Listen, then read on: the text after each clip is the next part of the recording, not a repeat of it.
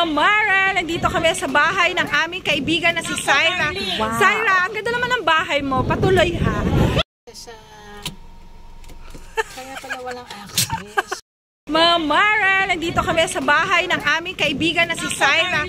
Syra, ang ganda naman ng bahay mo. Patuloy ha. So, eto na nga. Eto yung sofa niya. Ito yung kanyang living room. At itong kanyang kitchen. Hi, partner! Kami yung mga guest niya. Ayan, mga guest. Wait, akit na tayo siya. So, ayan si She. Itutour niya tayo sa kanyang magandang bahay. Bahay ni Syra. Bahay ng... CR pala. Ito yung CR. Ayan. Wow! Ang cute ng CR niya. So, ayan. So, pwede dito yung ano, kung ilan man kasi may pull-out bed. And then,